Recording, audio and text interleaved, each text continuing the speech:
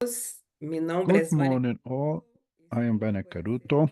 la apertura de nuestro Today, I will be webinar opening our 44 44th de la webinar Red de Evaluación uh, de Tecnologías that en it las has to do with the Américas, assessment of las health Américas, technologies across y the Americas. nuestro programa de webinar Our es el tema que vamos a webinars and ver the hoy es topic we will be inequidades en discussing la today implementación de is the tecnologías en health. equality in the assessment of Este health technologies. Now, this colaboración webinar con is the MIT result of a desempeñamos los collaboration with departamentos de MIT operações del that Reino is Unido part of the y excellent tenemos la Center for Health colaboración in de the United servicios Kingdom, and we médicos have a de close Europa y de cooperation América Latina. with periodical and joint webinars. So Participamos it's a hoy pleasure to have you out with us here algunos today. aspectos Now, técnicos some de nuestro technical webinar. aspects for our webinar today.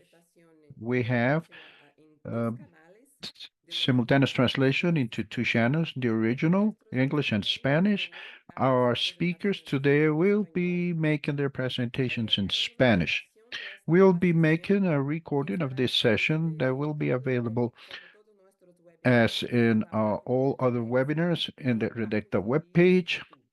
and also in YouTube Gustaría hacer un channel. agradecimiento a los I would miembros de like to RedETSA que thank están the members of the presentes DETSA who are en here with us, diferentes partes and also de la to región the y other fuera colleagues de around the los region Américas and que outside the region of participen the de esta Americas to jornada discuss this very de la important topic equidad. of Eh, equality. los expositores de hoy van a So ser the Juan speakers of today will be Niguela Juan de Niguela NICE de Inglaterra from Nice and from y England, Santiago in Asdeu, Santiago, Santiago Asdeu, colleague Santiago, que es miembro de that RedETSA it's a member of the y la DETSA, Red de and Argentina Pública de also Información Técnica Sanitaria the Public en Network of Argentina. Health in Argentina. Entonces es un tema muy So importante para this is nosotros a very important destacar topic for all of us across the region, very important for the technological para assessment of promover health, la equidad. uh, Entonces, and una so to definición promote técnica equality. de la So I actual think this is the current TS, uh, definition ella of tiene el TS and objetivo de informarse TS, y which promover las looks to decisiones adecuadas help to take in beneficiarias, equal utilizando métodos decisions using atualizados de methodologies that estimación. have been Ella updated. busca la equidad en So sistema actually, I'm also a looking for the través de equality of the estudios health system. For the comparativos de la presentation OMS. of today, La we equidad have es the, and una according to serie de WHO, equity desigualdades is the absence of different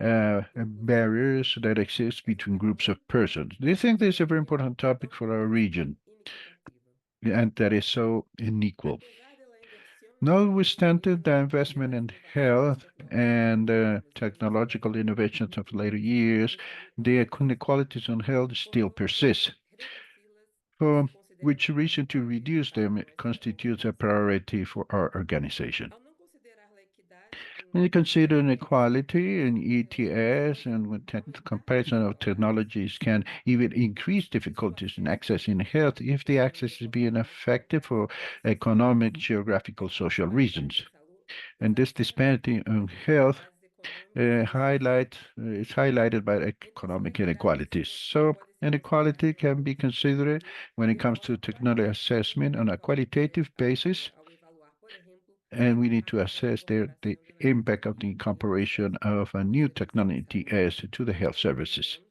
ou por across the grupos region or populacionais mediante for a processos deliberativos. population group through deliberative Sabemos que processes. também We know also a vida that desafios recently there have been the methodological developments allowing to com as incorporate implicações econômicas equality com as when it análises comes to economic analysis, effectiveness, and distributive Juan, assessment. colega de Then NICE, Juan, our colleague from the NICE, is going to share with us the então se experience. garantizar que todas as So as to pessoas tenham guarantee that all disponibilidade persons, de regardless acesso of the e circumstances, can acesso a access and benefit inovações tecnológicas equally from será technology innovations, fundamental para promover and that is um sistema de fundamental to saúde mais promote eficiente e health eficaz. systems that are more fair and efficient. Agora temos em nosso Now we webinar have in a our webinar participação de mais de the 300 participation of pessoas, over 217 200 pessoas persons, de alguns 217 actually, diferentes países that it's a pretty good number participantes of estão participants. incluindo Many thanks to all of you profissionais who de will be with saúde, us this morning during the next 90 tecnólogos, minutes.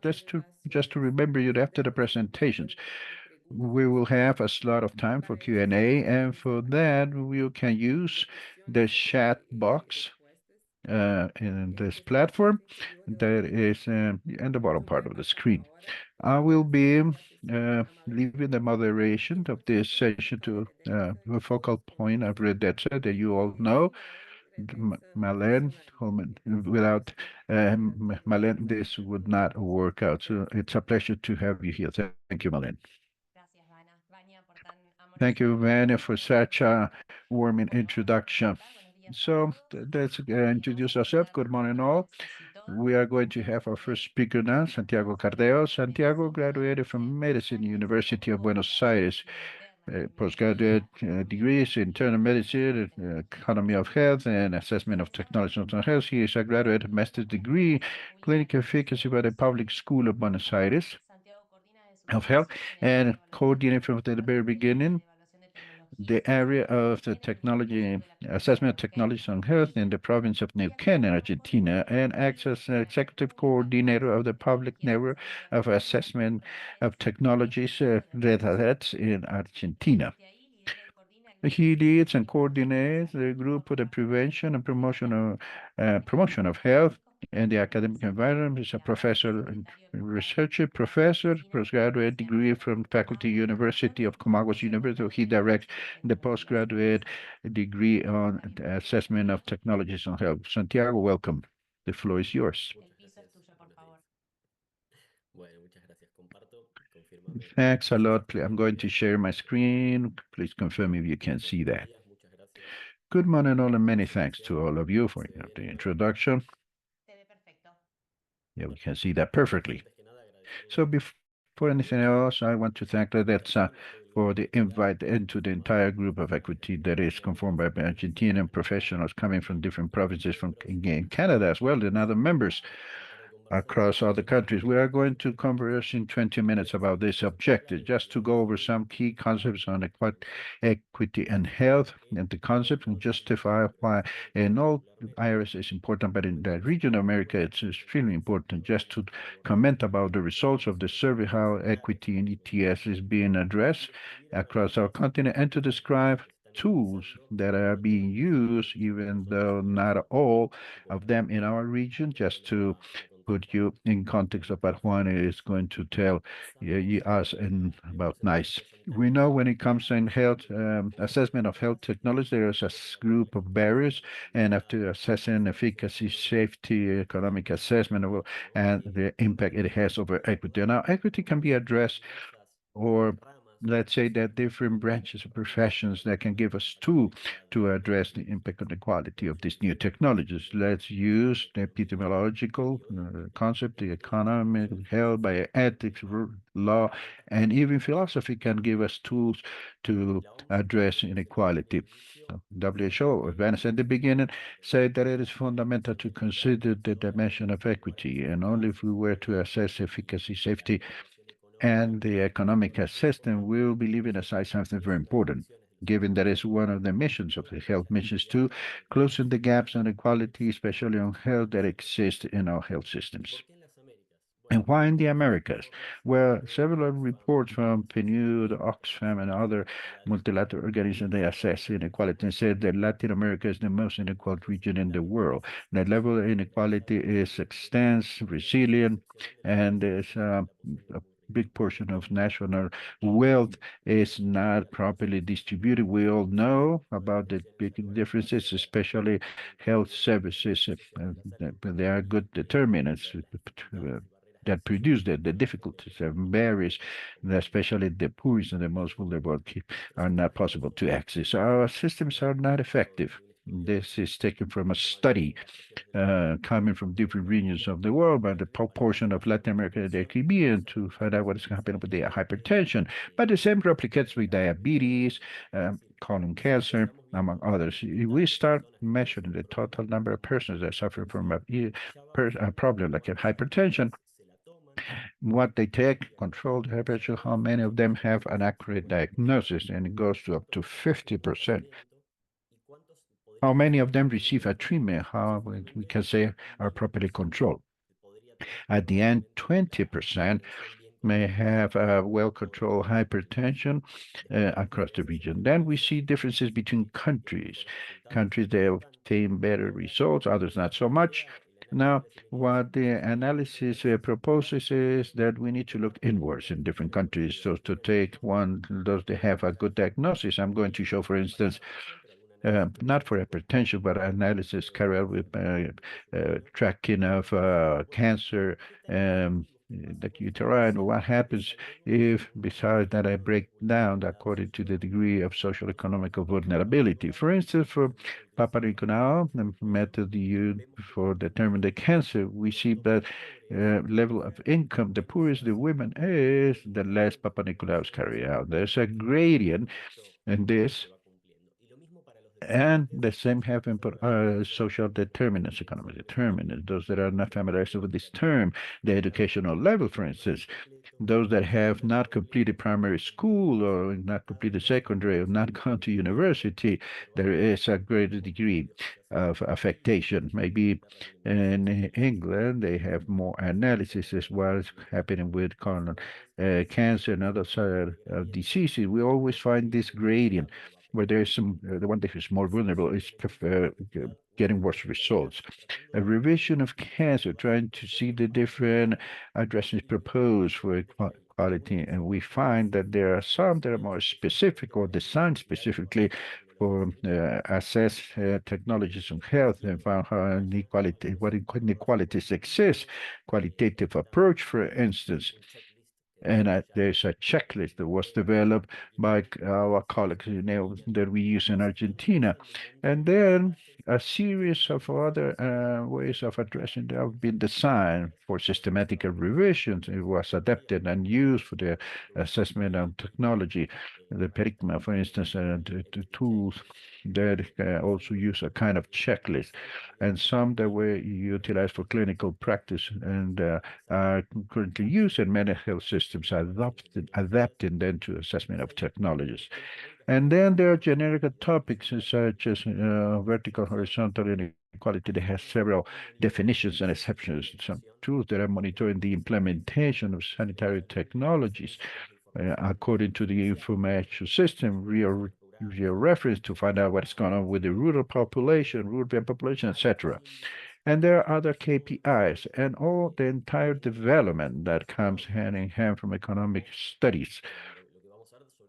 What we'll be seeing with Juan, it's going to be developed because we don't have much good development of this type of study across the Americas, but only in some countries.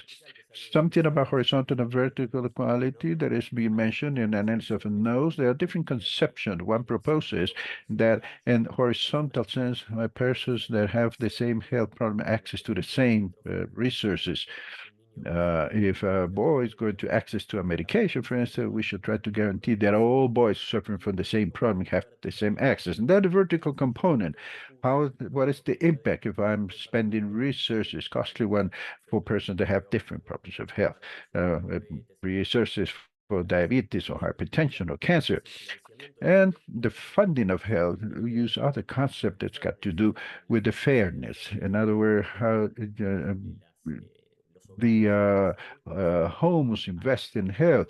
There's horizontal equity. If the person with the same payment capacity spend more or less the same on health, and vertical equality, if the persons that have more or less the same payment level, how much do they spend really, to find out how much it goes away or deviate, let's say, to see if there's really equality or not.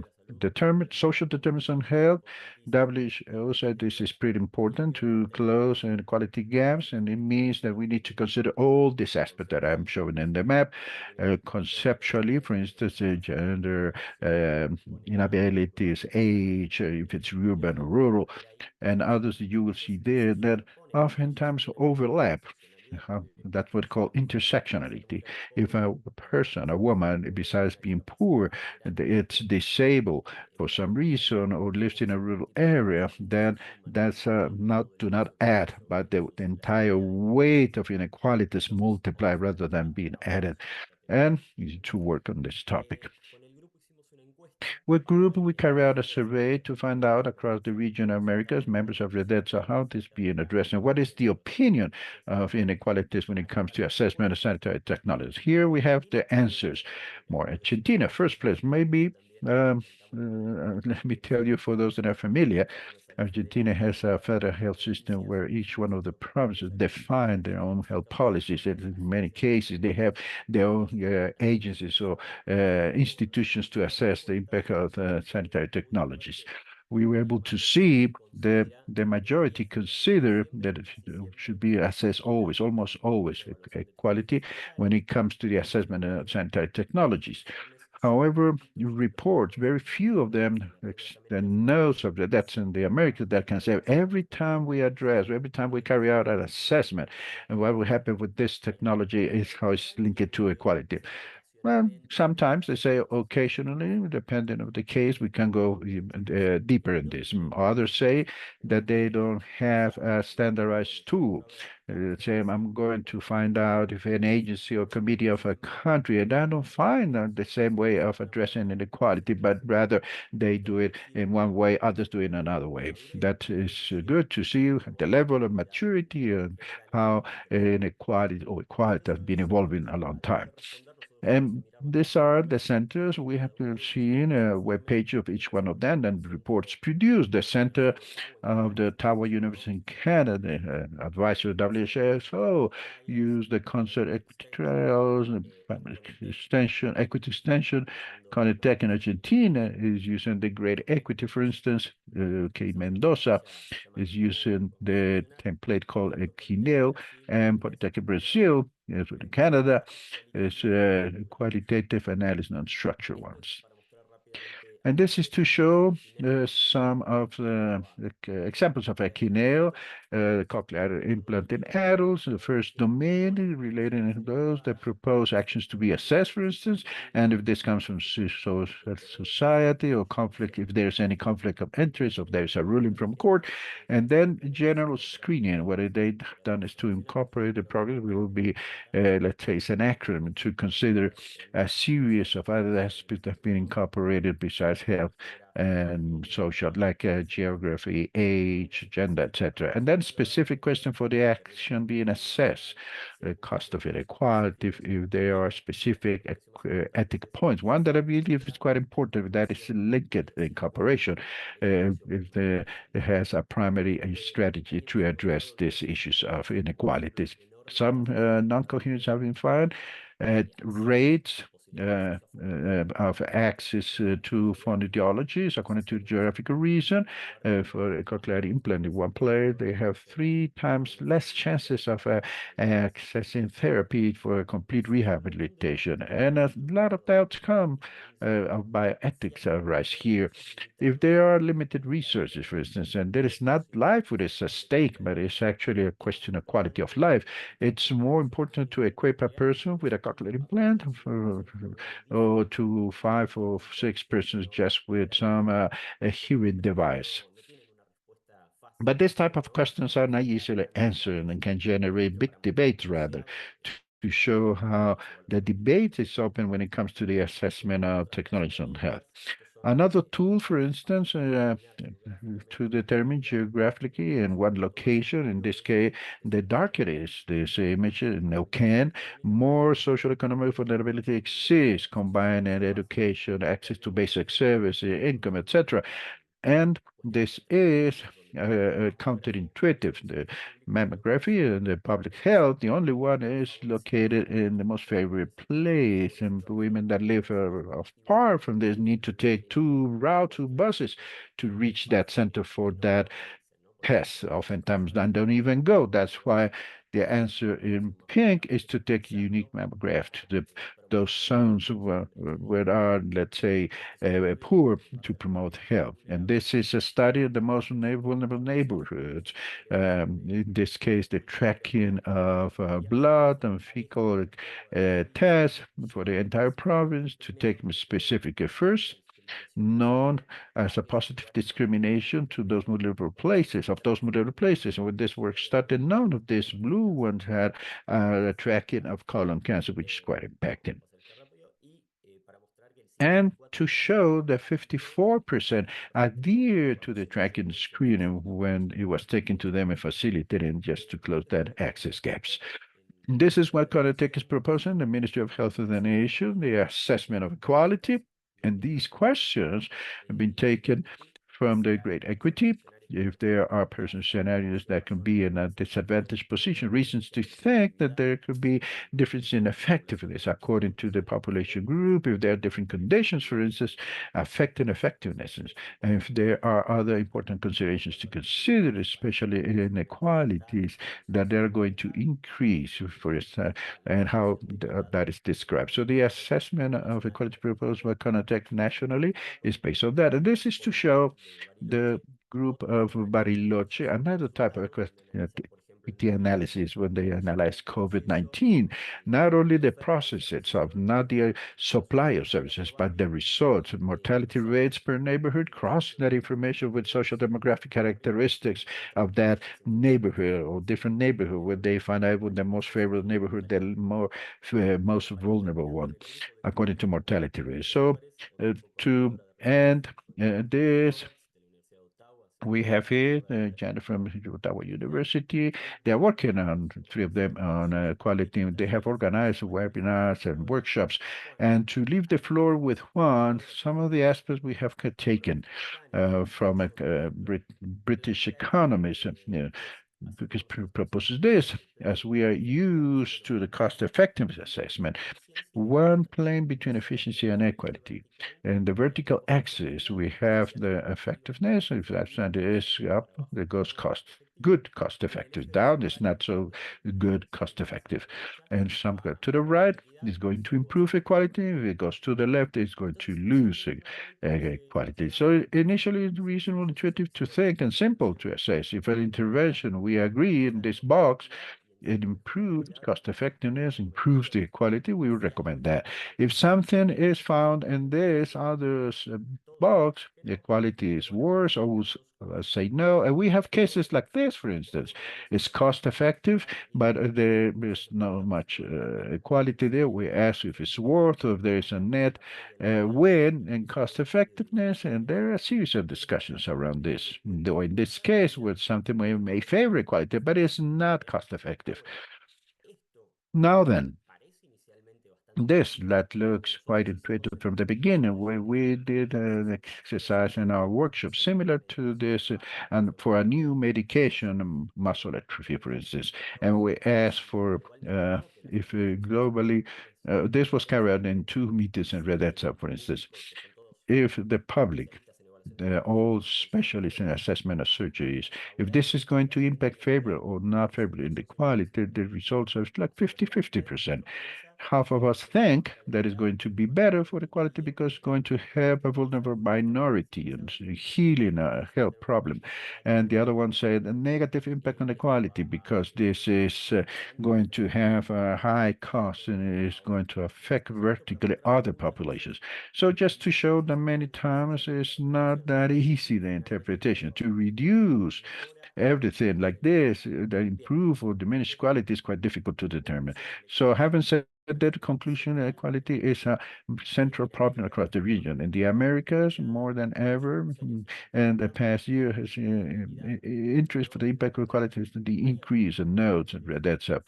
There are different ways of addressing the equity in ETS, and several tools are being assessed, not originally designed for ETS, but for systematic assessment in clinic and economic assessments in general. And we are finding now checklists and qualitative analysis being used in the region. There are few institutions across the region that address this, and when they use they use different instruments or tools. Thank you very much.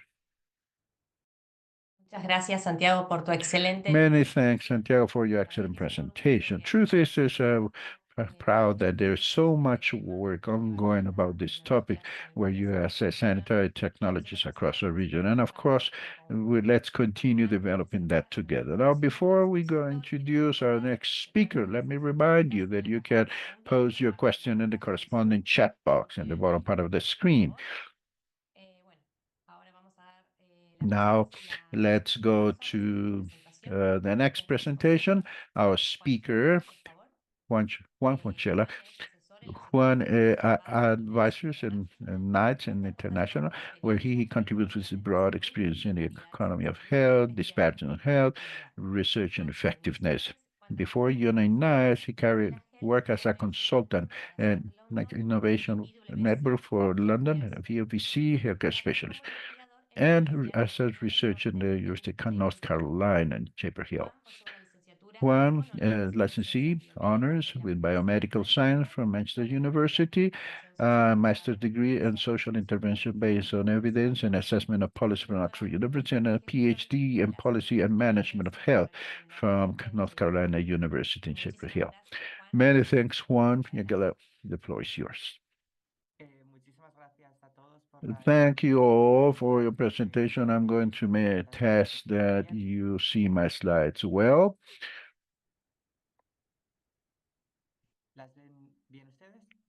You can see that.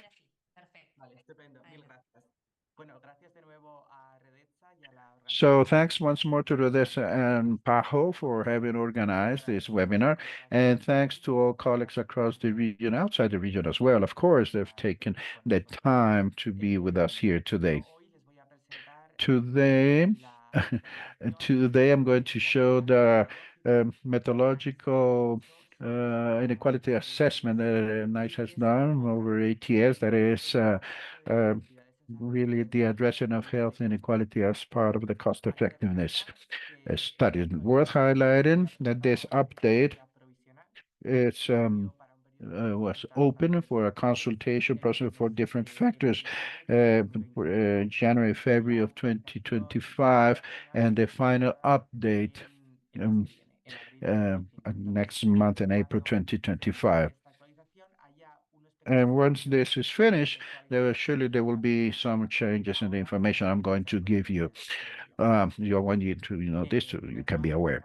And first of all, I want to thank Jane, a colleague from the researcher that prepared the slides, and he's been one of the persons part of this team that has led the update. That, of course, meant a big bibliographic review, the involvement of the industry, and the participation of other industries, associations of patients, academicians, scholars, and also assessment on technologies carried out by different agencies. It really has been a quite extensive work, and I want to acknowledge that as part of this research. Today's presentation, I'll be explaining the motivation why NICE has decided to do this update working on inequality. I will be detailing a little bit the methodology and the kind of assumptions the NICE has taken for cost effectiveness and distribution. And we are going to outline the following steps that NICE is going to take to continue addressing the quality, because this is a very important topic for all of us. So, first of all, why the reason for this update? Now, as you will know, NICE, among other roles, dedicated to produce recommendations about the use or non-use of technologies in the National Health Service. These recommendations are based on evidence and consider cost effectiveness as an important element within the British sanitary context, as well as in other contexts. The resources acquired limited, and we need to make sure that there is an efficient use of resources, that health provision, services provision are maximized. We are part of the National Health Service in Britain. Another objective, physically explicit one of NICE, is to reduce inequalities on health. We all know that there are methodologies allowing to analyze quantitative and assess inequalities on health, and also to mix them with traditional studies around cost effectiveness. And that is the reason why we have carried out this methodological updates of the ATS manual, so as to provide new guidelines, clear ones, to the committees that are taking the decisions, so that the incorporation and cost effectiveness is systematic, transparent, clear, because it's very important that this view of equity is considered on a consistent basis when it comes to this assessment, because this is key to keep the legitimacy of the process. But as Santiago was saying, there is emergent, there is a cost-effective analysis, distributional one. And what it does is to provide a reference framework to include the perspective and the quality and the same cost-effective studies. What it does is to help us to study the benefit and incremental cost of new technologies against some comparison KPIs for the different population groups. That is to say that we have a similar structure of cost effectiveness, a model, let's say, and we continue measuring costs, and we will be using mathematical models to project, to forecast the impact of these decisions in future. But besides doing on top, or apart from doing that from population group, we do it on a breakdown basis for our interest population groups. Now, this methodology have expanded a lot in the past decade, with the first manual being published in 2015. And the last decade has been used more and more, and there are different proposals to improve these methodologies. Recently, a textbook was published also by one of the authors that Santiago mentioned in his presentation, Richard Coxon, actually from York University. And there is a textbook that provides a guideline, very detailed one, of how to carry out this type of studies and how to do it on a rigorous basis, utilizing information that many contexts are already available, for which reason it is good to provide them in the comments, and so you can refer to this textbook. We're going to understand a little bit how these cost effectiveness models work, distributional ones. This one in particular, one is cost effectiveness in a population, and what we do here is to calculate the gain in total health. That is the gain that you obtain when you introduce a new sanitary technology. The opportunity cost, on the other hand, associated to the introduction of that new technology, as Santiago well said, we invest in many resources in a therapy, quite expensive ones, such as muscular no resources are not going to be spent on other services like primary care, so it is going to have a negative impact in that sense.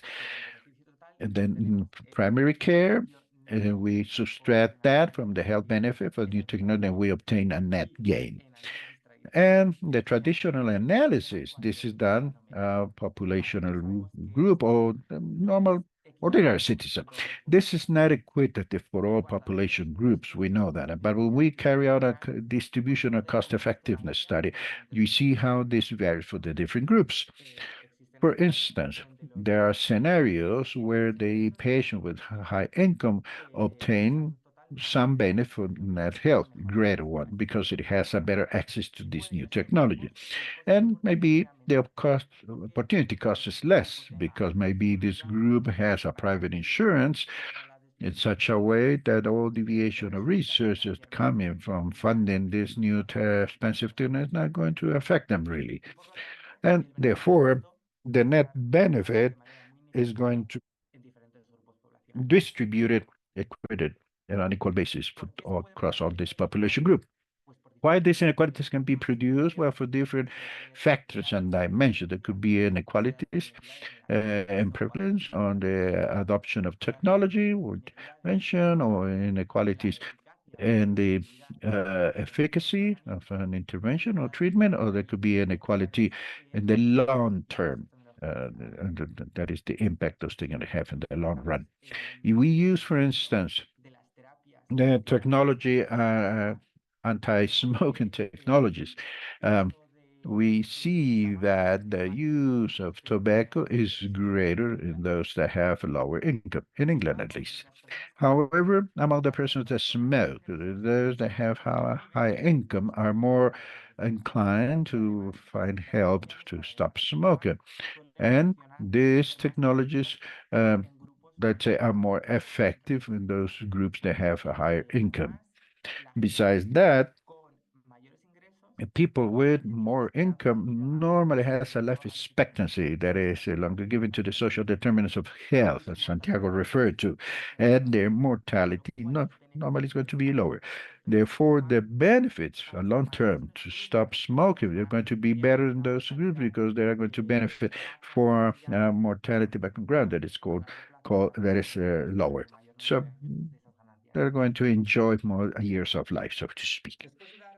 And then after giving this summary of why we are doing this update and the different factors that could come as inequalities, there is important to highlight that what we are doing in this update is to establish a methodology and some clear assumptions to standardize the type of cost-effectiveness analysis, distributional one, that companies, the pharmaceutical industry can given us as part of the dossiers of evidence. As a reminder, uh, uh, medications. These companies are the ones that send us the models, and we are the ones that check those evidence dossiers to see if they include the cost effectiveness model. Now, this standard cost effectiveness model going to give the option of having a distributional model that is apart to complement the first cost or standard cost effectiveness model that been in place for many years. So what are the methodologies and assumptions that we will be working on in the base case for the distributional analysis?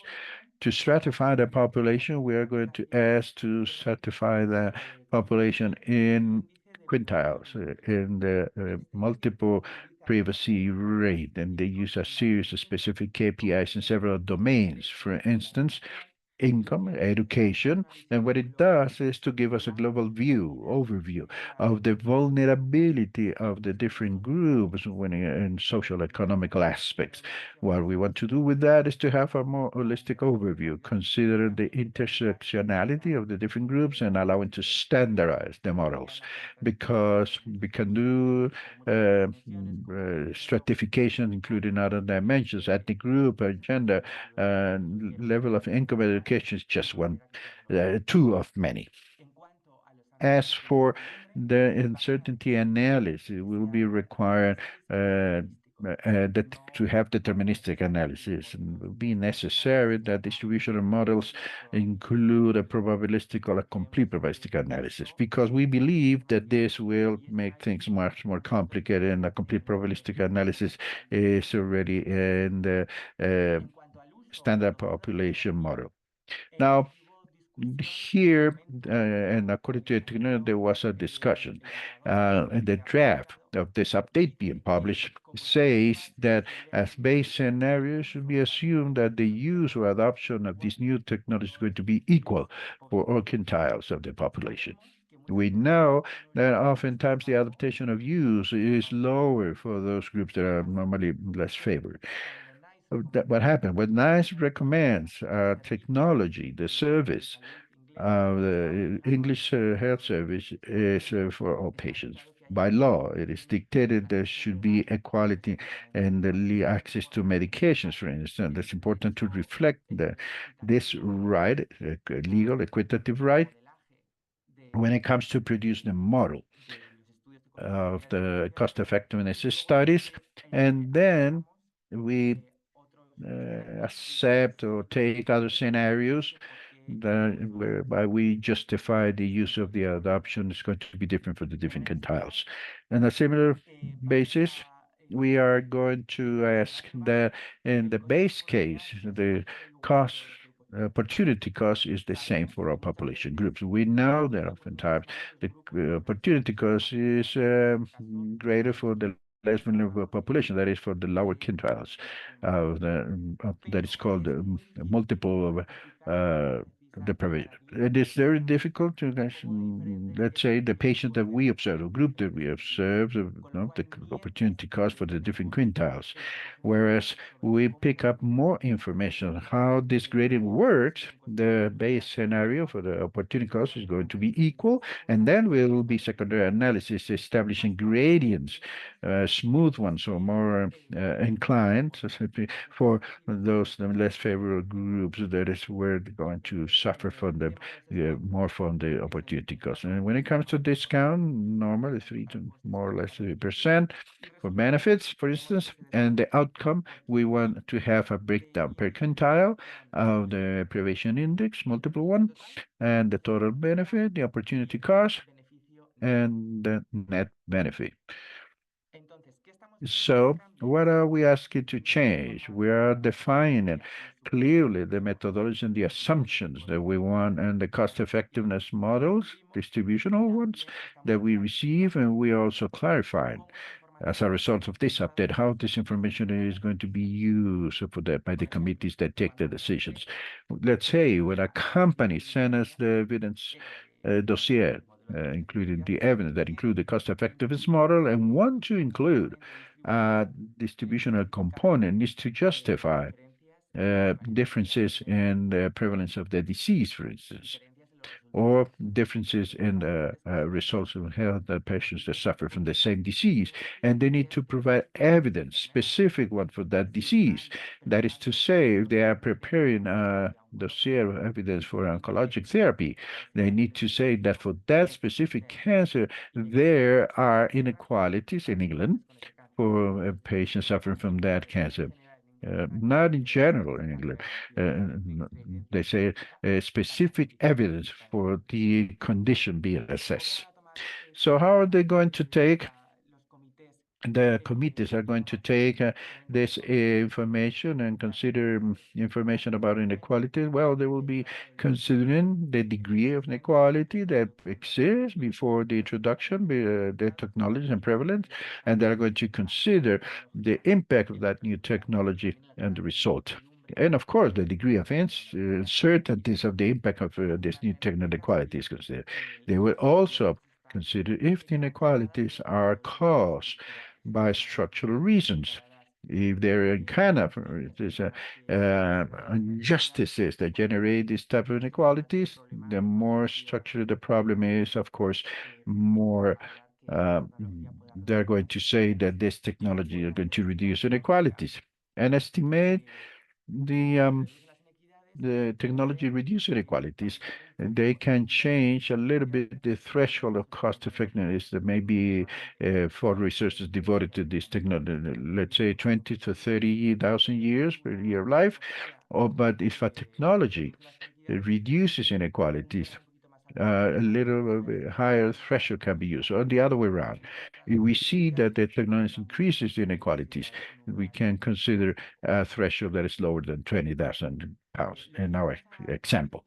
Now, what we are going to say that shouldn't be changed at this moment, we are not going to deduce a modifier, quantitative one, for the years of life adjusted equality considering the inequality. I don't want to go in detail on this because it's quite complex, but basically is to say that there are methodologies that allow to apply multipliers to weight those years of life that have been gained patients that are vulnerable. In the case of the stratification we're using, let's say patients that have a multiple preparation index that show that they are pretty vulnerable. This is not going to be done because even though there is evidence that societies prefer deviate resources to reduce inequalities, they are even willing to renounce a little bit to health, to the population in general, let's say to use less cost effectiveness to achieve equality, sorry, it's very difficult to quantify this on a constant basis. It has been decided that this modifier has not going to be introduced. And we just to remind you as well that, as I said before, the normal process will continue to be cost effectiveness studies at population level or average patient. But there's going to be an important impact in the quality. The company will need to provide evidence that there are inequalities and reach an agreement with NICE to, let's say, prepare this distribution and study in those cases where it's going to be relevant. Then important to say, we are not going to allow recommendation for new technologies only for determined specific groups. We cannot say that the technology is going to be recommended for a specific quintile. As for the next steps to be undertaken, I don't know if you are patients of something, but in NICE, we have a modifier to increase the cost effectiveness threshold. We are willing to assume for certain diseases that are pretty severe. We accept therapies that are less cost-effective therapies if the cost of the overall disease is pretty high. This ratio between inequality and severity, actually, because there could be some interaction there. Now, we want to elaborate the triage system that will allow us to see quicker when will be necessary to have a cost distribution and cost effectiveness study. These studies require of a lot of information that are very tedious to elaborate and interpret. So we believe that the discussions between the company and NICE presented distribution and cost effectiveness studies will be as fast and swiftly as possible. As Santiago also mentioned, there is the dilemma of what to do in those cases where a new technology increases inequality. That is to say, from NICE, we want to support the use of cost-effective technology. We want to reduce inequalities. So we need to pay attention to that. So that meaning that we need to go deeper on how to address that type of situation on a more systematic basis. And as I told you before, we want to research more on how the opportunity costs will properly distributed among different groups. We know the most vulnerable people, group of persons suffer more, but we need to assess this in a more quantitative basis, more accurate, let's say, and we are conducting research in that area for that. Just to highlight that this update it has been prepared with the participation of the departments of NICE, of specialist academic groups and different methodologies, and they have engagement with the industry, with the civil society in general. And what we were looking for is to create consensus rather, so it will be the most robust as possible. And for time, timings, the draft was published for a preliminary assessment and consultation with different players in January, February, and the update final will be published in April 2025. And with this, I conclude my presentation, and many thanks for being here with me. Muchas gracias, Juan. Thank you very much, Juan, for that excellent presentation. To be honest, it's fascinating to see how NICE has been helping us in health technologies, and especially it's really motivating to move forward and know how we can introduce ourselves in this subject. Now we're going to have a session for Q&A for the public. We're going to ask Santiago to turn on his camera, please. Any comments?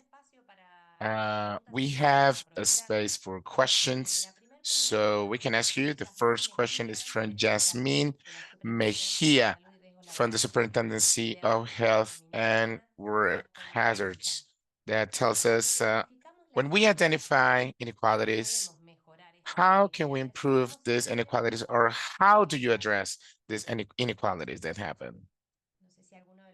I don't know if any of you guys would like to answer the question.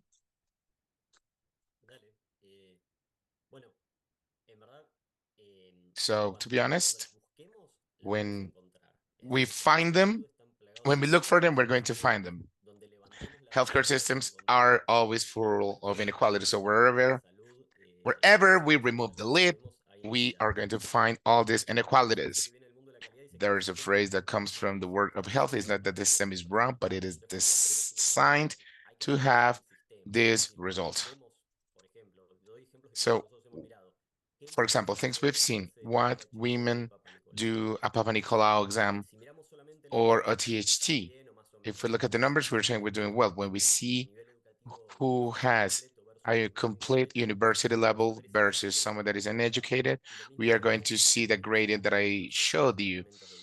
And we're going to talk about, for example, adherence, diabetes treatment, rest of care, for example, colon cancer, etc. When we find those inequalities, we need to think on how to rethink the system. For example, I mentioned positive discrimination. Instead of creating an even policy, I say, for example, let's bring the HPV test for every woman in the country. No, no, no, no, no. I'm going to be exclusively to women that don't have public health coverage. And you say, hey, why? Guys, they're the ones that have the highest rates of mortality and the highest difficulties. So I'm sure that they will not be able to pay out-of-pocket expenses like this. For example, in the example that Ken, for example, if a woman would like to pay for an HP test, it is about $300. And for social work, it's $60. And if they do it in public health, it's completely free. So if this is a positive discrimination policy, why? Because most women that die from cervix cancer, they're the ones that don't have any other type of coverage. So it's how do I mention, for example, this? For example, first, there's people that are getting sicker and sicker and sicker. So these are some ideas, but Juan can elaborate on those ideas if he wants. I totally agree, Santiago, and I would just like to add that it is important, as you mentioned, to look at the inequalities in each intervention that we do, because we see this inequalities, because we see, for example, at a life expectancy level or life quality level, we see inequalities of years between these population groups. So, for example, a technology, for example, in the case of NICE, so for example, the distributional cost study, even if we see a reduction in the inequalities in a condition of a concrete disease, is going to have a really small impact in the life and the population life expectancy. And obviously, we need to be constant. And as Santiago said, if you pick up a stone, you will find these inequalities everywhere. Unfortunately, that's the reality we live in. Thank you, guys. Next question. It's Juan for Juan, because they're talking from NICE. Technically, universities like Sheffield look into detail the models and the dossiers. Now, who is going to create the distribution of models? Is it going to be done from these external assessment groups, or is it going to be done by the NICE technical team? Okay, as I mentioned before, normally companies are the ones that give us the models, and the academic groups are the ones, okay, what's called external assessment groups. They're the ones that do the assessment of those models. In the case of distributional analysis, I'm not 100% sure. I imagine that is going to be the same model, but I will get back to you on that.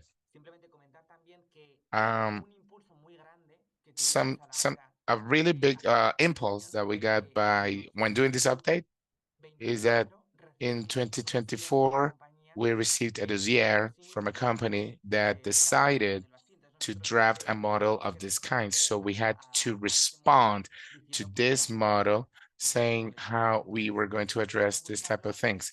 So if you want to look for this, is TA 1003 and 1004. And that's the first populational analysis that was sent to us for health technology assessment. There are comments, people that would like to do this cost effectiveness analysis, and if they can share the reference of the Richard Coxon book.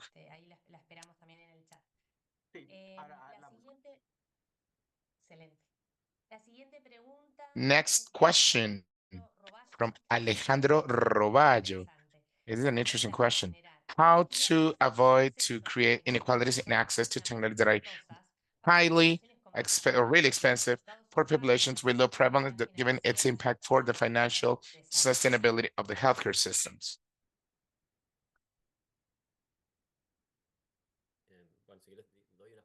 I can talk about it.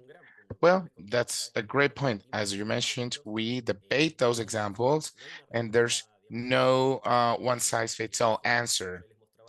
And I was talking about, for example, muscular and spinal atrophy. But in Argentina, when we create the Technology Assessment National Commission in the Ministry of Health, we get a government that tells us, hey, I have this kit for 400 potential patients in Argentina, and the budgetary impact will be all the calendar vaccinations that we give. to adults in other country. So we know that our country frequently has suffers crisis, economic crisis, and instead of increasing the budget, we see it reduced. So I feel that if we make the decision for that group, we are going to put in risk the sustainability of the rest of the healthcare system. But at the same time, I understand that it is a minority. And in that attention is where I mentioned that doing those workshops between specialists and assessment, half of them say, you know what, it would be an improvement for inequality for this vulnerable population. And the other half says no, because opportunity cost is huge. So I leave out the discussions about efficacy that came later about the interpretation of the trials and what's the efficiency. But assuming that it was a good medication in context of reduced budget and resources, that's where we don't find a good place for the coxon.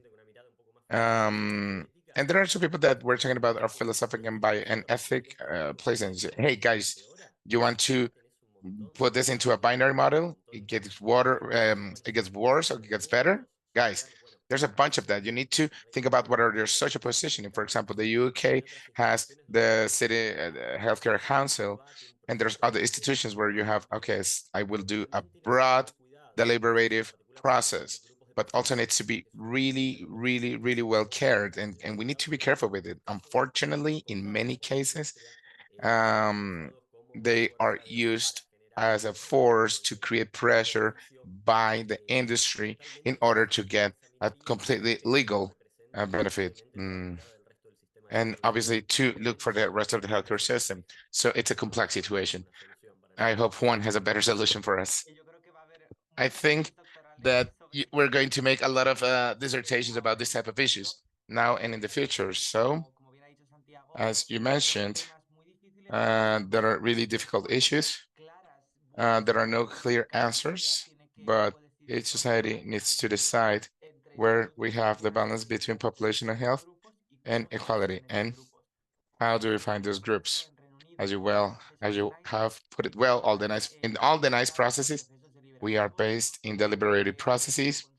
We do an open consultation so that every single group can make a comment. And in the case of the UK, we have a specific program to assess really innovative technologies for reduced patients. So for these therapies, we have a threshold of cost effectiveness that are really higher, but also we are aware that it's a really, really huge opportunity cost because we're talking about millions of pounds, millions of dollars.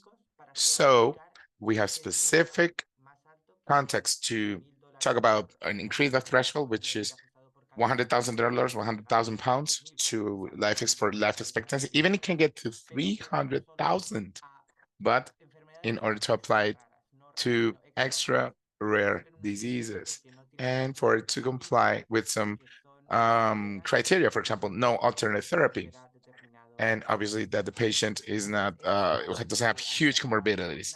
So that's the balance and the conclusion that NICE has got into. It's not the worst, it's not the best, but it still requires a constant assessment to see if we're doing it really well. And we are being socially responsible, and we are taking a look at the criteria to see what technologies are assessed. And also I can give you the references of the changes we are proposing for inclusion criteria in this program with a higher threshold. So there's a question that you guys answered. We're saying when you assess inequality and assessment of technology, it doesn't allow for a clear conclusion if we should fund the medication or not. Who should develop that debate and decision? What stakeholders should participate? What factors need to be taken into account to get to that decision? Can you maybe use that technology for only for a subpopulation? I think Juan mentioned that in NICE that's not possible, as far as I understand. I would just like to highlight that in NICE it is actually possible to make recommendation for one population, but it's not based on socio-economic criteria. For example, for oncologic therapy, We can establish that only one population with a concrete mutation will have access to that therapy, but we cannot recommend a technology just for one socioeconomic group. And obviously, there are many schools of thought. There are other contexts where we see positive discrimination. And obviously, this is a case that institution gives us in the best way possible, given the context. So obviously, it's really difficult to answer.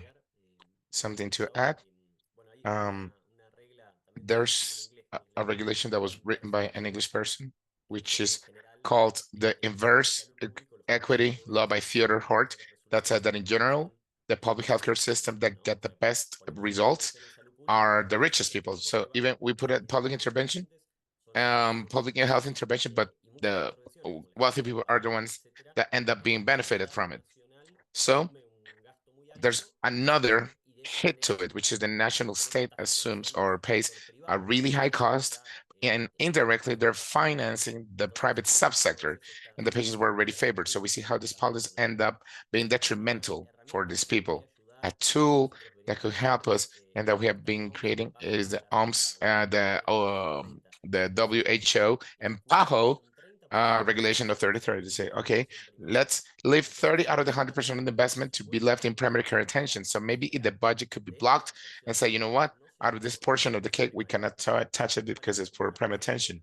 So since this new technology is created for this new subpopulation with the rare and ultra rare disease, it would be the other portion, but 30% of the primary attention is not, because in practice, what happens, and I invite you to read analysis, it's called The Lens, where they said over the last 20 years, all the high cost medications and compare the instead maybe invest the cost of medications instead of that investing it in primary care attention, guys, it would have been way better for the English society. So maybe that discussion could be done if we fulfill the 30-30 agreement, and it's not easy. When we say, okay, this budget for primary attention pays, hey, oncologists want something new, and geneticians, etc. And they start draining that budget with really small investment, which at the same time are the most cost-effective measures. I totally agree, Santiago, and I would like to add that there has been a lot of academic debate on the threshold that's used in the NICE. So I'm not part of those discussions, but it's true that in NICE, we want to favor the use of resources, but on the other hand, we want to favor innovation in health. So it's an equilibrium between both things. So this is why every decision has a negative repercussion, sorry.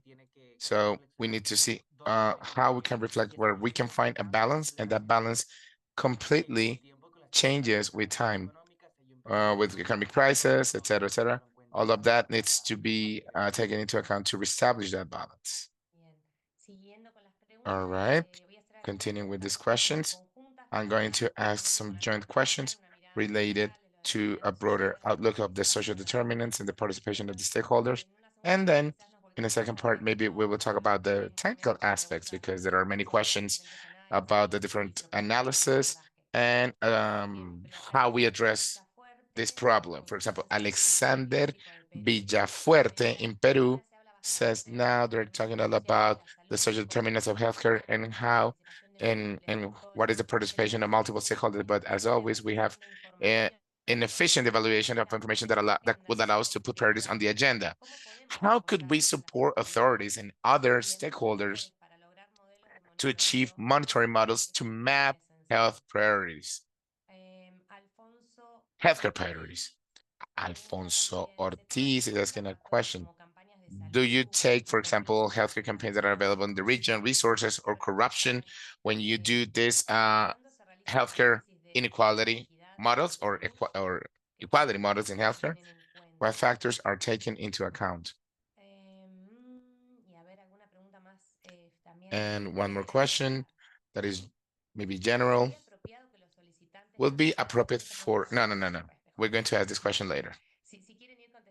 So if you want to answer those two, there's many, many, many more questions. This analysis that I'm going to try to group together. So I don't dizzy, I don't make you guys dizzy.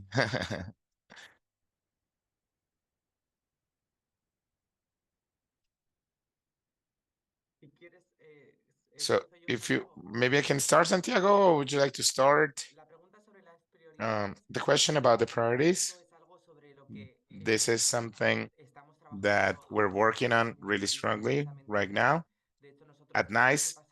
Actually, last year, we totally changed the way we established priorities for this analysis because we saw that we wanted to be way more reactive to the real needs of the system.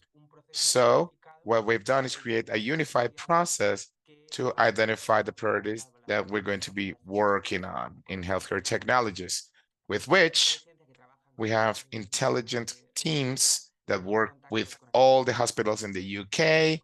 We have contact with every patient. We talk to the industry to see what new technologies are in place.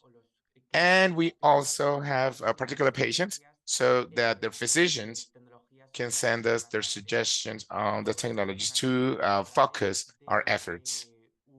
All of that is channeled through a national committee that includes representatives of the civil society, because we know that this committee will represent the needs on the street of the people. And that committee is the one that establishes priorities to see how they can use the aesthetic capabilities in which we can really help the system.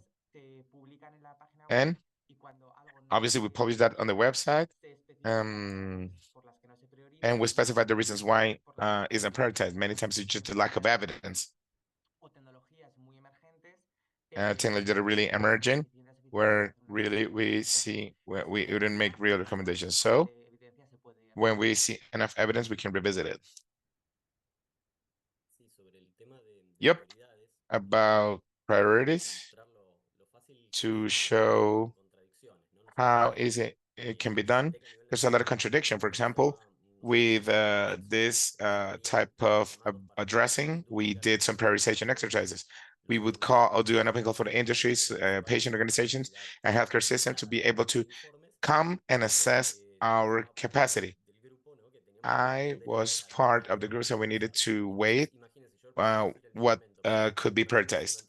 Let's imagine, for example, a really expensive monoclonal antibody for a problem we have that doesn't cause any mortality, that improves some conditions, but it's really expensive and with really broad market. So there are other alternatives. And it doesn't save your life, it will be approved. And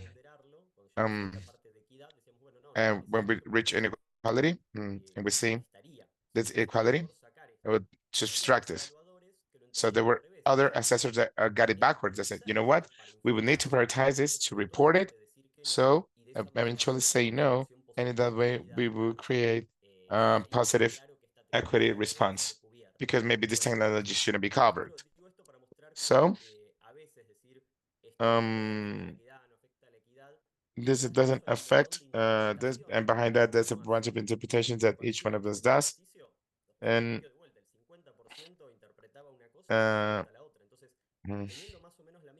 having the same idea, we will get two different answers. We increase equality or improve equality, but it's not the same thing. So to bring that prioritization and analysis, for example, for this prioritization, and the Nordic countries, actually we tried to do this in Argentina.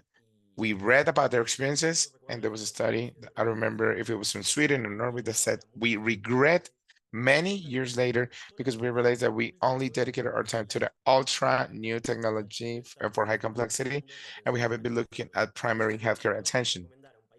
So if we could recommend for a country that just getting started in these first steps, save some money and save a group so they can dedicate that budget and their time for primary attention. And even though we couldn't do it on paper, here in Connect, we have always been able to assess, for example, and medications for diabetes or type 2 diabetes, HPV testing, and cancer tracking, because obviously the trend is just to buy the latest trend, which wouldn't help the people in reality. I would just like to add, Santiago, that that's something that we're trying to do in response to the financial pressure that we have in the system. And within this clinical lab practices, we do a comprehensive addressing of a disease. And that's where we do take into account the different attention levels, including primary attention and prevention. And we do cost effectiveness analysis of comprehensive analysis. So trying to have the real positioning of different therapies to make sure that we do a proper addressing. So because obviously it's something that's beautiful and shiny for the attention of everyone, yeah. We just cannot buy the latest trend just because. Nestor Mejia is asking a question. Something that you guys just mentioned, but say thank you for sharing your experiences with us, which are really important for us and allows us to have a general vision to address inequality in our country. And in your experience, what are the first steps to address inequality in the healthcare system in which we apply new healthcare technologies? And obviously the ones that already exist. What would be the first steps for a team that would like to address this assessment and take into account inequality in their assessments? Well, the WHO proposes to put the equity lens at every stage. It could be from the very first stage when you're drafting the assessment process to see who is the affected population, and then try to see, or at least ask the question and say, you know what, I need to work on diabetics. But as Juan mentioned, there are differences in diabetic prevalence. So there are reports that say that the Porsche population eats worse and they have more obesity and less access to sports. So I start from the inequality and then how to access healthcare services. Because, okay, I already know that the people that live in rural zones have less access, et cetera, et cetera. And I follow that chain. So I have the general mapping of all the inequalities that we have beyond looking at the final result, but putting the lens at each stage is really important. I totally agree, Santiago. And just to let you know that many times we try to do it perfectly, and there are many, many tools that are available and in place, while some of them are better or worse. And what's important is to use something systematic and put the lens at every stage and collect the data, because at the end of the day, many times we think and we see the difficulties, but we cannot quantify them, and quantifying them at the beginning, it's what's really important. And then tell you that the more upstream we act at the most basic levels, the impact will be more. And we act in social determinants of primary attention and reduction inequality. Normally, it tends to be greater because we can get to bigger population groups. Well, there's many questions and comments congratulating the experts and thanking for the webinar and asking for the links. For example, I would like to thank both presenters because they're sending all the information on the chat of different references and links of everything they're talking about. So that's beautiful also, so that once the webinar is finished, to keep deepening in everything we've been talking about. For example, Sophia, because they're writing all the time in the chat, I cannot read the question, sorry. Give me a sec. I'm gonna look for her. Sofia Garcia says, okay, the equity or equality analysis is really interesting in investment technology. Santiago's report on the free access of women at risk, greater rate of mortality. Sorry, here again. Is it better to use the Q&A box so we don't miss them? It doesn't only make a difference in mortality, but it also includes economic issues, less access to healthcare, etc. So most women are caretakers that are sole providers. So at the end of the day, in terms of cost, is less expense for the state. Just a comment. Cora Prado from Cognitive from Brazil asks, Santiago, can you comment how the Conitec works to assess equality? Well, when you take a look at the video, there's a part that I showed that has a section that are 5 questions that are taken from gray equity. Conitec has just changed the authorities and there have been political changes. So we need to take a look at the new management and how can this move on. But it was always a reason for discussion, guys. We always discuss a lot, but in particular, everything that has to do with the inequality was really difficult because for many people, it was not enough to address that and the question. So as you see, the question, for example, have elements to think that are groups that are being favored more or less. Let me just suspect that technology can be used at the really cost effective depending on the groups. And finally, we're going to try to reduce or leave the inequality gaps just the same. So this is the glass half full. It's great to have questions about equality. They can be trigger questions, but at least at the latest, at least it can trigger a qualitative assessment. So this will be enriching with things that can be way deeper to analyze equality. That was our outlook. But in every report, if you look at Conitec reports, there's a section on inequality where we have those questions and where we say, okay, each report goes through a different stage, a technical board, and then a final decision board, and it will be summed up in these questions and that type of final ruling so that the team considers that this could worsen the inequality gaps. All right. There's a question about, is it possible to do a distribution study from a cost-effective assessment, cost-effectiveness assessment?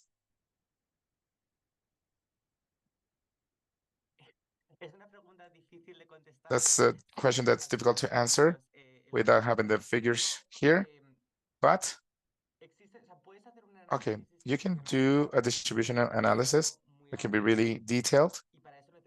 And for that, you need a lot of information.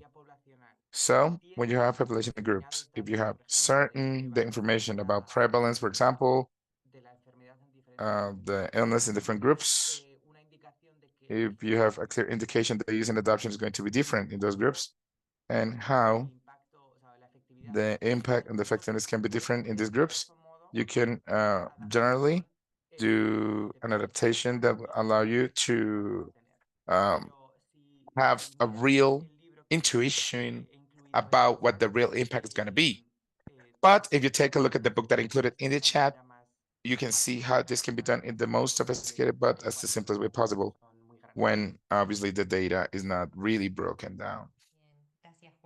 Great one. Another question. In the new cost effectiveness analysis, it may seem that you are considering the opportunity costs for a disease of determined intervention. However, by making political decisions with a limited budget, the decision tends to mean that we need to withdraw a service, for example, a hip replacement to fund another, for example, medication to treat cancer. Are you taking into account these opportunity costs and the opportunity value of the lost services? I'm going to leave you that one. I'm going to make a comment, a Latin American comment. Unlike what happens, for example, in NICE or in other countries, we tend to have consequences of the decisions that are implicit. So it's not clear that no one is going to obviously have access to a hip replacement. But there's not a list that okay, we're not going to cover it. But some patient maybe will access it through a lot of pressure, being in the newspapers, or legal action. In other healthcare systems, this tends to be clearer and more explicit. Okay, we stop covering this analogy. We always cover this one.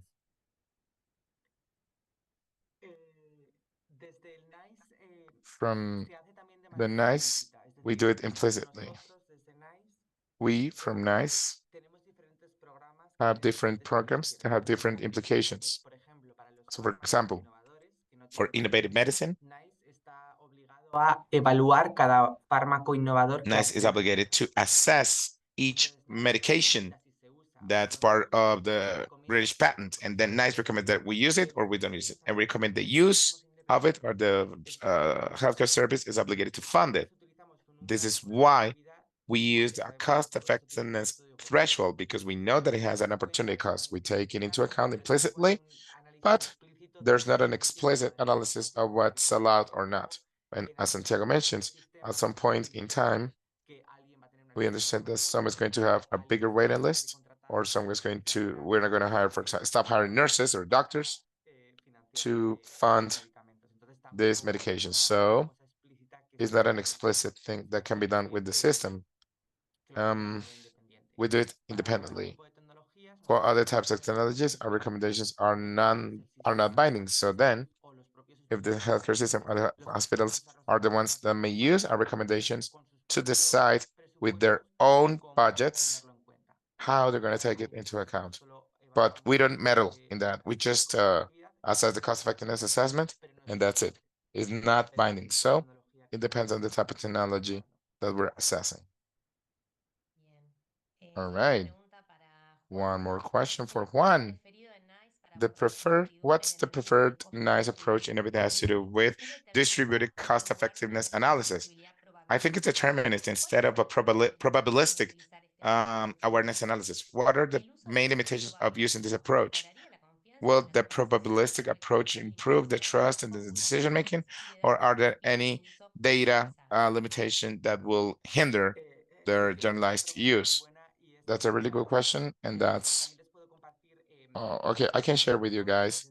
There's a report that was written from the science policy, and they're the ones that have developed this update, and they describe all the discussions they had about this type of things. So the main reason why we do this determinist analysis for distributive analysis is computational limitations of the human mind. And it's going to be really difficult to have a cost effectiveness analysis with a probabilistic analysis, and at the same looking at distribution analysis with probabilistic analysis. So it was going to be really difficult to interpret. And this is why we decided that a simpler thing would be easier to digest for the committees. All right, I'm going to ask two questions. To be honest, there are many interesting questions here, and okay, guys, everybody is participating. We're gonna try to answer as much as possible. Rolando Staring asks, to art for in STD equity, is it better to have a healthcare system like NICE or a mixed system like the Argentinian system with Connect? That's a good question. I think that depends that you can choose where to be. But from now, with a fragmented system, like the ones we have in most countries of the region of the Americas, there's going to be a lot of inequality because we have funding inequality. And every time we do analysis, for example, the coverage and the access, most indicators that we can find between social work, public health, and the different types of financing are quite diverse. For example, public health, we've looked at this, for example, in Argentina. It's completely different. The indicators that we have, for example, for maternal mortality, child mortality, and life expectancy is really different between provinces in Argentina. And the gap starts happening more and more in other healthcare systems. So I think that a unique healthcare system will be desirable to try to close those gaps. Now, having said that, as Juan said, they also have an anomaly system. And they find, for example, that migrant group of such and such origin have more mortality, for example, in breast cancer, and also because of the education level and income level. So England created the Black Report. Margaret Thatcher creates this report where we see a municipality building and the life expectancy was different depending on what floor you worked in. So if you were the president, you had more life or a better life expectancy. And as I mentioned, if we pick up a stone from the floor, we are going to find inequality. This is not going to disappear, guys. I don't know what you think. Santiago has stolen my example from the Black Report. I was exactly I was going to talk about that, although theoretically, it seems easier to address this inequality from the centralized healthcare system. Mm, the inequalities are still there.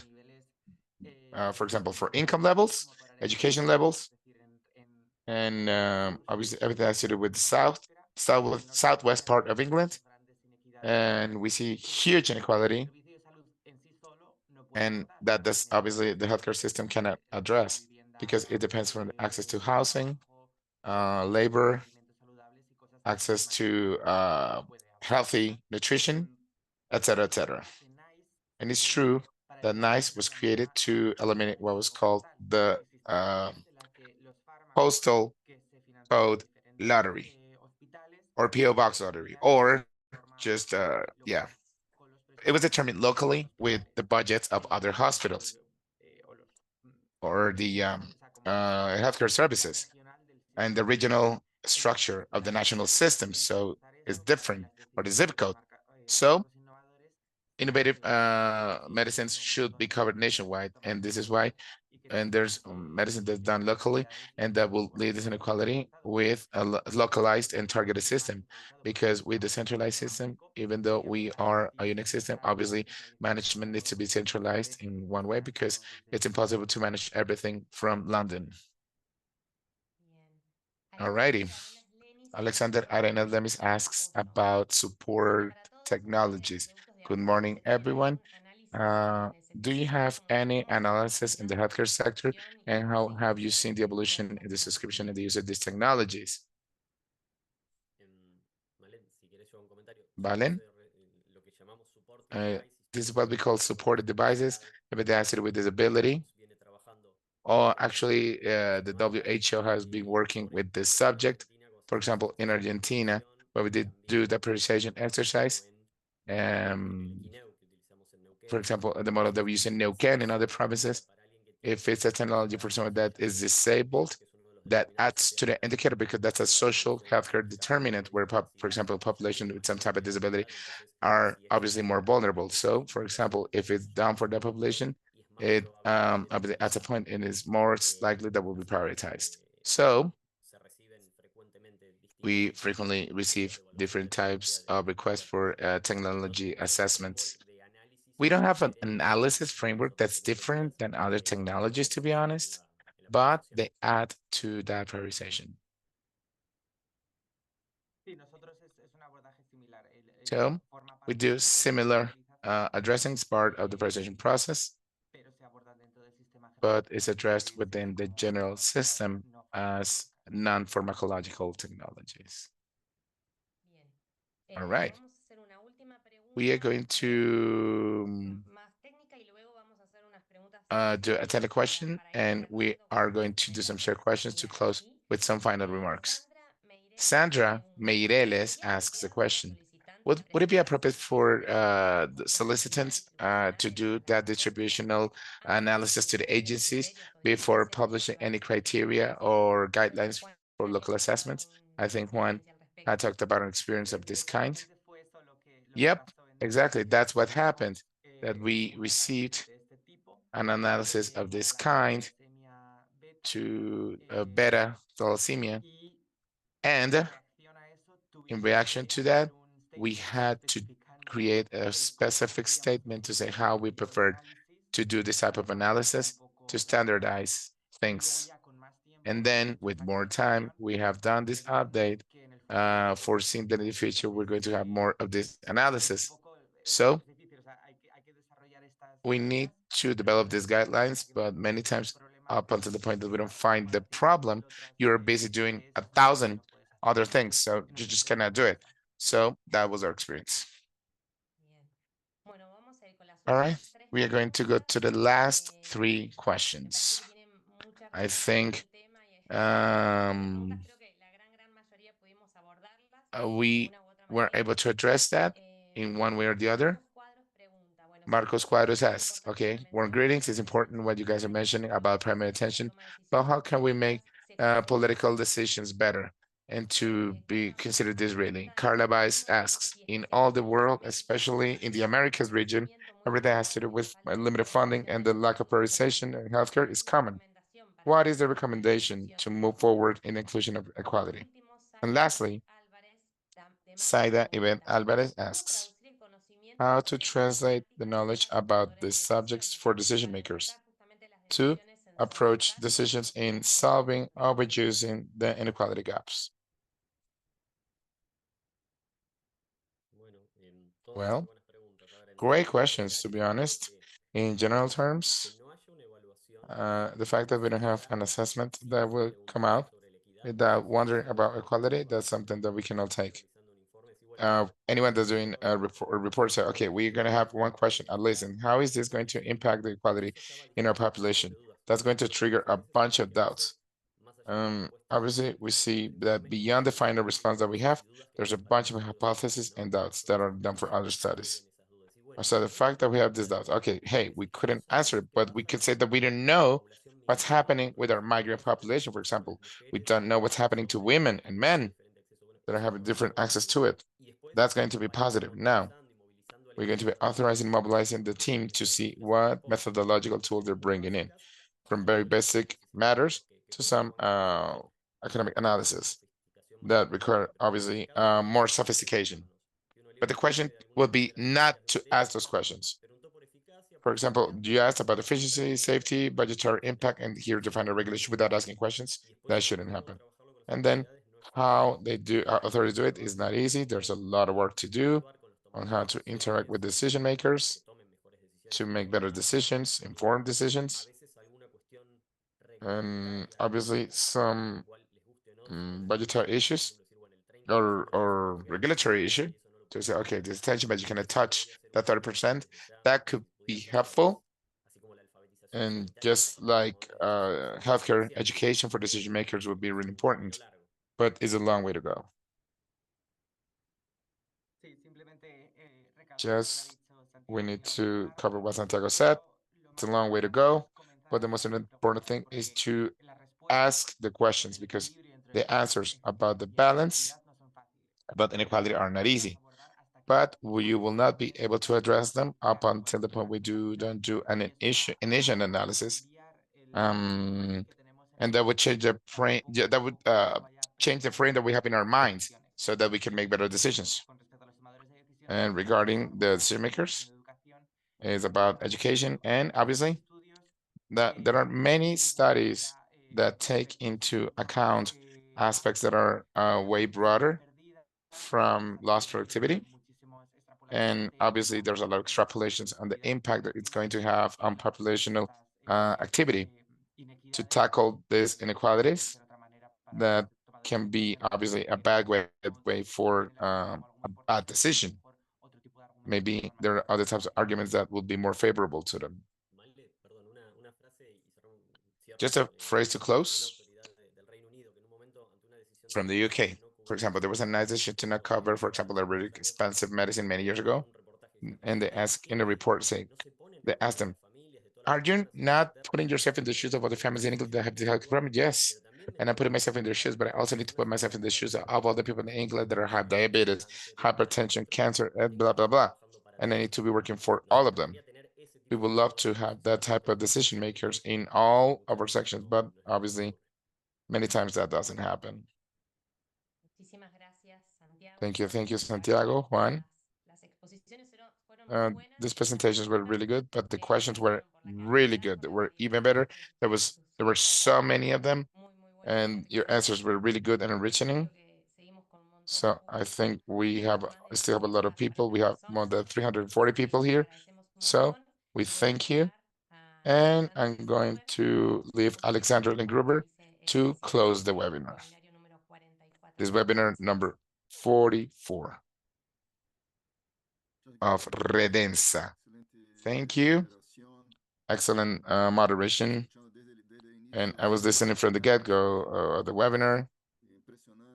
So it's amazing to see what you've done, the level of presentations, the discussions. I wanted first to thank our team and Vania, Flavia, Lisette, everyone that has worked in the organization of this webinar. I believe that we got more than 350 people, 350 attendees, which is a really successful webinar. We see your interest. We create these webinars. We have been doing these webinars for a long time, and I don't remember having seen a session with so many questions. I think it was more than 30 questions, but obviously we see the level of interest of the people. Obviously, the quality of the presentations is really important. Obviously, this creates interest, but the subject on itself is something that, because of the number of participants and the number of questions and chat messages, etc., we can see that this is something obviously of high interest. So I want to thank our panelists, Santiago, and obviously Juan, all the colleagues from the network, which is a network that supports us in many, many situations, conversations, courses, workshops, with working groups that participate. So thank you, Santiago, and thank you to all the colleagues of this network, which is a really participative and collaborative network. And also Juan and Angela, thank you. Juan Janguela, sorry. Thank you for your participation. And I would also like to thank NICE for doing what you've done. We have an excellent relationship with you guys, with WHO, etc. We are always exchanging, looking for ways to collaborate with each other. We've been working together for many, many, many years with these workshops, etc., etc. So thank you very much. And obviously, thank you to all the NICE team. And obviously, all the team from NICE International. I also wanted to thank all the participants and for your level of participation that you've had in this webinar. And thank you, because obviously we still have 260 people in, and I think we are over the time, the foreseen time. Guys, this is just an invitation for the next webinar, and we are going to do a joint webinar of a series of webinars that were organized by the Evidence and Intelligence Department for Healthcare Prevention. A lot of PAHO offices, and we collaborate a lot with this agency. And the webinar will be, it's a series of webinars about genomics that are done by that department that I just mentioned. And the next webinar will be done by us. We are inviting just all the members of the network too, and will be done on Monday, March 31st at 10:30 a.m.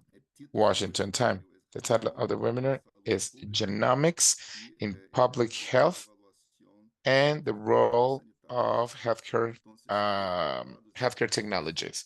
So you're all invited to this webinar on March 31st at 10:30. And also, as you know, we are going to have our network meeting in June in Buenos Aires, Argentina. We're really excited because we can the preparations. The team is really working in a really intense way for this meeting in Buenos Aires. So all the members of this network, if you have a question, etc., we are always there for you with the secretariat, etc., with Flavia and others. And obviously, let us know. We're working the agenda, as you all know, send the invitation, etc., etc. So I wanted to thank to all of our colleagues from the country offices, the PAHO. You guys are always supporting us, so in all the activities, and we really appreciate that. So with that, I think we are going to close this webinar. I just wanted to wish you an excellent rest of the day and also an excellent weekend with your families. Thank you. Thank you very much for the participation, and we'll keep in touch. See you next time. Bye-bye.